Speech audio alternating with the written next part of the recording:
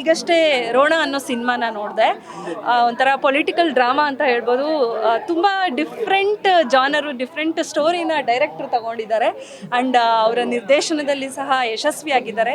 And hero ತುಂಬ ಚೆನ್ನಾಗಿ act ಮಾಡಿದ್ದಾರೆ. ಇವರು ಹೊಸ್ದಾಗಿ ಬಂದಿದ್ದಾರೆ, ಹೊಸ್ದಾಗಿ ಆ್ಯಕ್ಟ್ ಮಾಡ್ತಿದ್ದಾರೆ ಅಂತ ಅನ್ಸಲ್ಲ. ಬೆಸ್ಟ್ ಪರ್ಫಾರ್ಮೆನ್ಸ್ ಅಂತ ಹೇಳಬಹುದು. ಫೈಟ್ ಆಗ್ಬೋದು, ಇವನ್ ಪರ್ಫಾರ್ಮೆನ್ಸ್ ಆ್ಯಕ್ಟಿಂಗ್ ತುಂಬಾ ಚೆನ್ನಾಗಿ ಮಾಡಿದ್ದಾರೆ. ಆ್ಯಂಡ್ ಹೀರೋಯಿನ್ ಪ್ರಕೃತಿ ಅವರು ತುಂಬ ಚೆನ್ನಾಗಿ ಮಾಡಿದ್ದಾರೆ. ಹೊಸ ಟೀಮ್ ಅಂತ ಅನ್ಸಲ್ಲ. ಎಸ್ಪೆಷಲಿ ನನಗೆ ಸೆಕೆಂಡ್ ಹಾಫ್ ತುಂಬ ಚೆನ್ನಾಗಿ ಇಷ್ಟ ಆಯಿತು. ನನಗೆ ಈ ಥರ ಒಂಥರ ಟ್ವಿಸ್ಟು, ಟರ್ನ್ಸು, ಈವನ್ ಸಸ್ಪೆನ್ಸ್ ಕೂಡ ಇದೆ. ಈ ಥರ ಸಿನಿಮಾ ಜಾನರು ತುಂಬ ರೇರ್ ಬರೋದು, ಸೋಷಲ್ ಪೊಲಿಟಿಕಲ್ ಡ್ರಾಮಾ. ಸೊ ಈ ಒಂದು ಸಿನಿಮಾ ನೋಡಬೇಕು ಅನ್ಸಿದ್ರೆ ವೀಕೆಂಡ್ಸ್ ಆರಾಮಾಗಿ ಎಲ್ಲರೂ ಬಂದು ಆರಾಮಾಗಿ ಕೂತ್ಕೊಂಡು ನೋಡ್ಬೋದು. ಫ್ಯಾಮಿಲಿ ಪೂರ್ತಿ ಆರಾಮಾಗಿ ಕೂತು ನೋಡೋವಂಥ ಸಿನಿಮಾ. ಜೊತೆಗೆ ತುಂಬ ಒಳ್ಳೆ ಸೋಷಲ್ ಮೆಸೇಜ್ ಸಹ ಈ ಸಿನಿಮಾದಲ್ಲಿ ಇದೆ.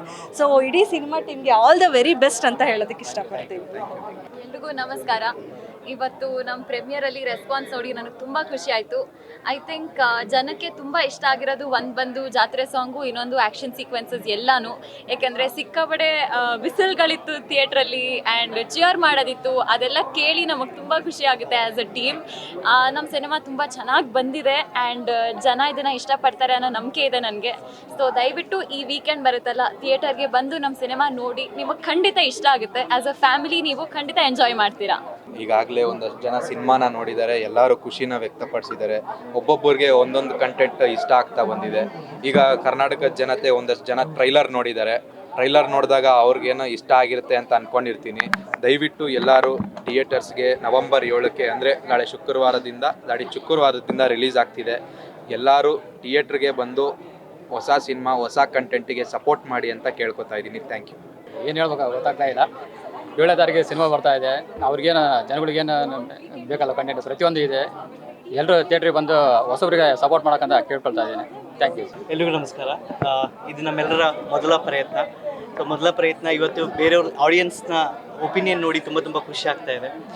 ಮಾಧ್ಯಮದ ಮೂಲಕ ಎಲ್ಲರೂ ಕೇಳ್ಕೊಳ್ಳೋದಿಷ್ಟೇ, ದಯವಿಟ್ಟು ಇಂಥ ಹೊಸ ತಂಡಕ್ಕೆ ನಿಮ್ಮೆಲ್ಲರ ಪ್ರೋತ್ಸಾಹ, ಸಪೋರ್ಟ್ ಬೇಕೇ ಬೇಕು.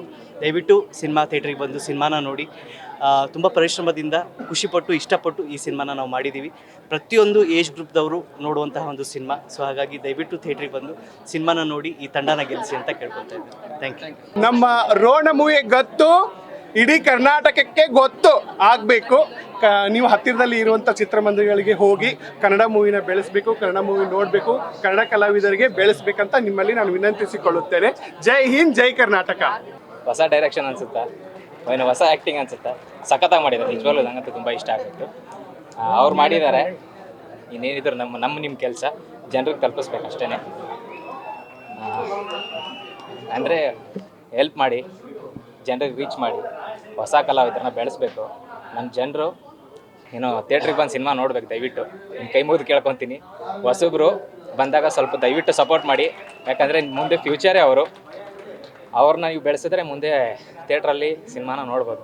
ಸಪೋರ್ಟ್ ಮಾಡಿಲ್ಲ ಅಂತಂದರೆ ತುಂಬ ಕಷ್ಟ ಆಗುತ್ತೆ. ದಯವಿಟ್ಟು ನಿಮ್ಮ ಕೈ ಮುಗಿದು ಕೇಳ್ಕೊತೀನಿ. ಕರ್ನಾಟಕ ಜನತೆಗೆ ಥಿಯೇಟ್ರಿಗೆ ಬಂದು ಸಿನಿಮಾ ನೋಡಿ, ಏನು ನಮ್ಮಂಥ ಕಲಾವಿದರನ್ನ ಬೆಳೆಸಬೇಕು ಅಂತ ನಾನು ಕೇಳ್ಕೊತೀನಿ. Thank you. ನನಗೆಲ್ಲ ಇಷ್ಟ ಆಯಿತು. ಮೇಕಿಂಗ್ ಆಯಿತು, ಆ್ಯಕ್ಟಿಂಗ್ ಆಯಿತು, ಎಲ್ಲ ತುಂಬ ಚೆನ್ನಾಗಿದೆ.